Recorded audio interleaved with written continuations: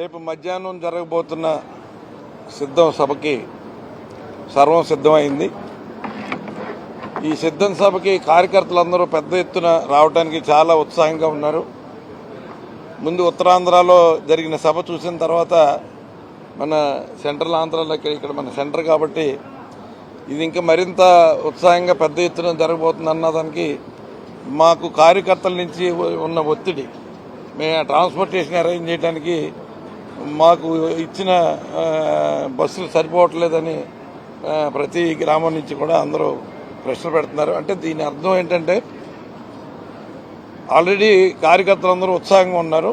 జగన్మోహన్ రెడ్డి గారి ప్రసంగంతో ఆయన చెప్పిన తర్వాత మరింత ఉత్తేజితంగా మరి ఎందుకంటే రాబోయే రెండున్నర నెలల్లో ఎన్నికలు జరగబోతున్నాయి కాబట్టి ఆయన ఇచ్చిన ఆ బూస్టప్ కార్యకర్తలు మరింత ఉత్సాహంగా పనిచేసి మరి పార్టీని గెలిపించడానికి అన్ని రకాలుగా అవకాశం ఉంది.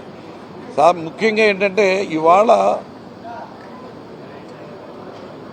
జగన్మోహన్ రెడ్డి గారిని ఎదుర్కోవటానికి ఎలా ఎదుర్కోవాలని మరి ప్రతిపక్షానికి సంబంధించిన నాయకులు కానీ దానికి సపోర్ట్ చేస్తున్న పచ్చ మీడియా కానీ వీళ్ళందరూ కూడా రకరకాల వ్యూహాలు తయారు చేస్తూ ఉన్నారు.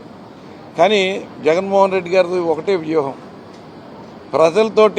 ప్రజలకి 5 సంవత్సరాల్లో అందించిన పరిపాలన, ఆ పరిపాలనను చూసి ఒకే మాట ఆయన పరిపాలన చూసి ఒకటేమని అడుగుతూ ఉన్నారు.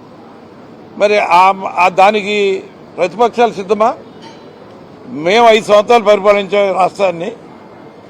5 సంవత్సరాల నుంచి 2014 నుంచి 2019 వరకు మా పరిపాలన చూసి ఓటేయండి అని చెప్పడానికి సిద్ధంగా ఉన్నారా? నా మాటగా చంద్రబాబు నాయుడు ఓటేశారు. మీరు ఓటేసినందుకు చంద్రబాబు నాయుడు పరిపాలన చూసి ఓటేయండి అని అడిగే దమ్ము ధైర్యం దానికి సిద్ధమా పవన్ కళ్యాణ్ గారు? మీరు అది తేల్చాలి. అంతేగాని ఏదో కుట్రలు పన్నుతున్నాం, కుట్రలు చేస్తున్నాం, మాకు ఉన్నాయి లేని రాసే మీడియా ఉంది, దానివల్ల మేమేదో చేసేస్తాం, మేము బురద వెళ్తామంటే దాని ప్రజలు ఎవరు చూసి ఊరుకునేలాగా లేరు. దేనికైనా సరే జగన్మోహన్ రెడ్డి గారు ఇచ్చిన మాటకి కట్టుబడి ప్రజలకి అన్ని రకాలుగా కూడా 100% ఇచ్చిన హామీలు అమలు చేశారు. అమలు చేసిన తీరు చూసిన తర్వాతే ఆయన ఇంత ఉత్సాహభరితంగా రాష్ట్ర వ్యాప్తంగా ఇటువంటి పెద్ద సభలు జరిపి మరి అందరిలోనూ కూడా ఉత్సాహం నింపాలని ఆయన సిద్ధమవుతున్నారు. దీనికి ఎదుర్కోవడానికి ప్రతిపక్షాలకు సంబంధించిన ఎజెండా లేదు. వాళ్ళ ఎజెండా ఏంటి? జగన్మోహన్ రెడ్డి గారు ఒకటే చెప్తున్నారు, నా 5 ఏళ్ళ పరిపాలన చూసి మీరు నాకు ఓటేయండి అని ఆయన సిద్ధమవుతున్నారు. కానీ ప్రతిపక్షాలు ఏం చెప్తాయి?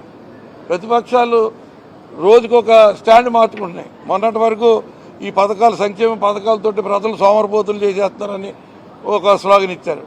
రాష్ట్రం అప్పులు పోలైపోతుందని ఒకసారి స్లోగన్ ఇచ్చారు. ఇవాళ మళ్ళీ మేము ఆ పథకాలన్నీ అంతకు మించి పథకాలు అమలు చేస్తూనే ఉంటారు. అంటే వాళ్ళు మాట్లాడేదానికి దేనికి కూడా వాళ్ళ దగ్గర సరైన సమాధానం లేదు, పొంతం లేని మాటలతో వెళ్తున్నారు. ఇది ప్రజలు గమనిస్తున్నారు. ఖచ్చితంగా 175కి 175 జగన్మోహన్ రెడ్డి గారు పెట్టిన అభ్యర్థులందరికీ కూడా గెలిపించడానికి ప్రజలు సిద్ధంగా ఉన్నారు.